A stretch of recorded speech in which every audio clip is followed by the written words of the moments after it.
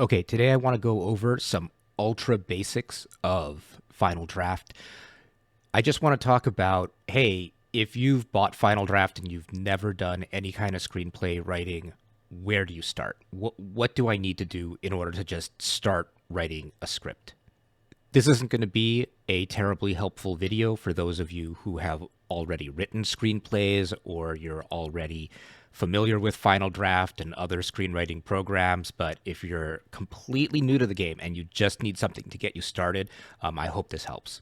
So, the first thing that we need to look at in terms of what do I need to do to get started is really think about why do we use a dedicated software to write screenplays? What makes that helpful? And if you just look at the visual field here, you can see immediately that screenplay writing is very different from prose writing, which I think is a very, very accessible thing and easy to get into because there's so much formatting that's very different from what we're used to, especially if you're not used to reading scripts all the time.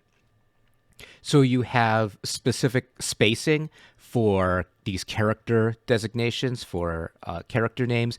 Dialogue has different spacing, and then you've got other conventional things like here you've got this continued. You can do all of this stuff in like styles via Microsoft Word. It works. It works. It's not necessarily fantastic.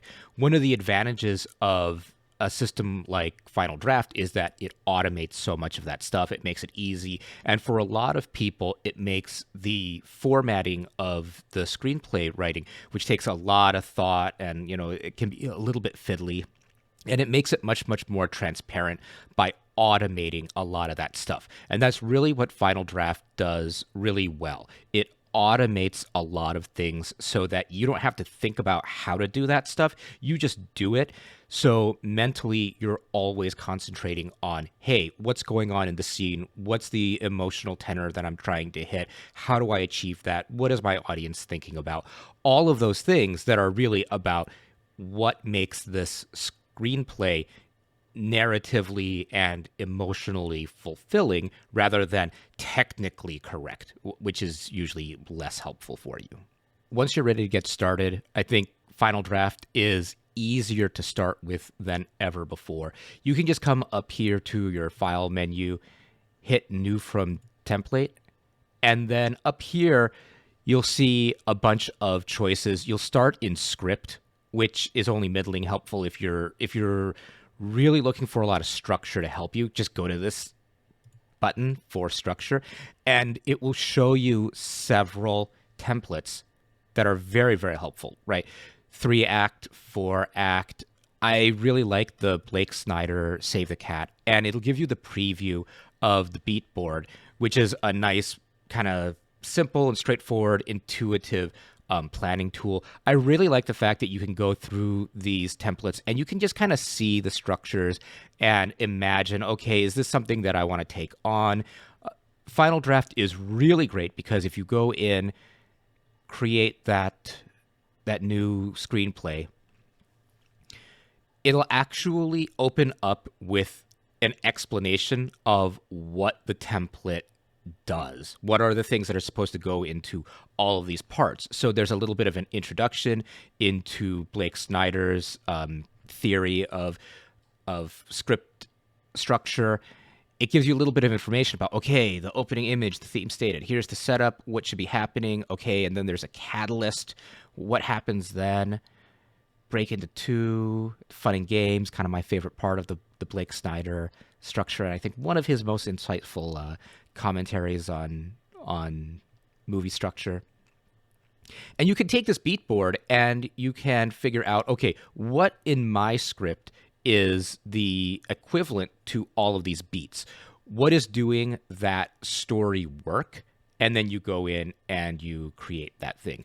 You can play around with the different structures. You can try them out, try to fill in all of the beats. And somebody like Blake Snyder, said that if you can't fill in all of the beats, you shouldn't even be writing the the movie. You shouldn't even be writing the script. There's a little bit of truth to that. I think that maybe it's not 100% true. I think that there are a lot of people out there who like to write by the seat of their pants, pantsers, if you will. So if you're a pantser, let me show you something that might be helpful for you. So get back to your new. We'll just make a script for screenplay. And then we've got the blank empty page. Final Draft is really good because it helps you keep track of where you are in the writing and what kind of writing you're doing at that precise moment. So we can see down here in the bottom left, it says that I am in a scene heading, which is probably where you want to start. So let's say that I'm starting on an interior scene and it's a house. Let's say it's Alice's house in the day. And then you could have a quick description in here.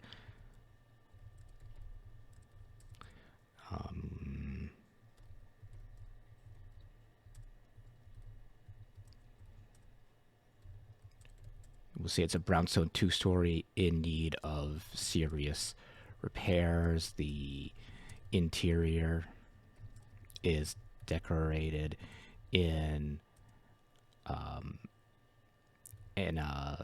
a tacky 70s style. Okay, so I hit enter and it'll put me back into action, but it says down here I can get to tab to go to a character, which if you are ready to get into some dialogue, maybe you just want to start somebody talking, that's great. So that I can put in Alice here. And then when I hit enter again, you can see down here, it goes into dialogue. So this is really helpful because Final Draft tries to anticipate what are you probably going to do next. As soon as you hit enter, it kind of takes a guess into what do you want to do.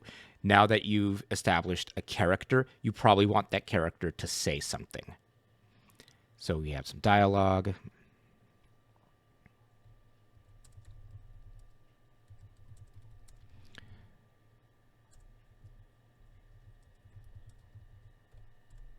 Okay, now let's say that I want to have Alice say, I already told you that we're done here.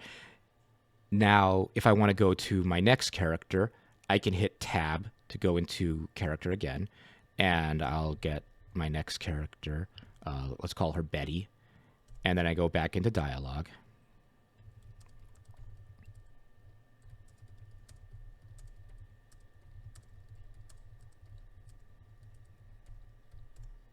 When you're ready to go into your next line, come here, tab in. Final Draft will try to predict which character you want to speak next. Sometimes it'll be right, sometimes it'll be wrong. If it's correct, all you have to do is hit enter. Final Draft will fill in that name for you and put you into the next dialogue.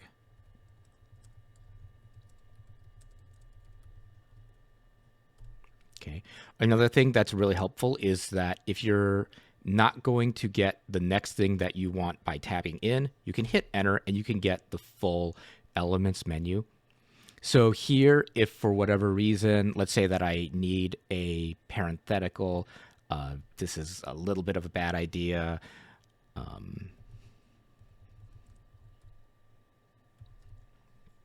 But I could do that, put her back into the dialogue.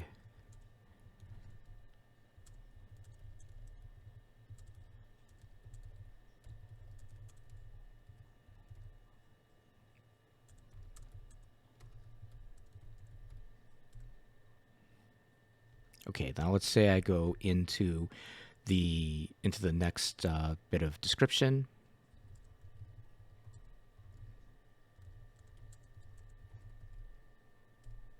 Okay, let's say I tab in. Here's a time I'm going to want to replace that name. And then once you start typing, Final Draft will give you suggestions. Again, just hit enter if it's correct. It'll fill in the rest.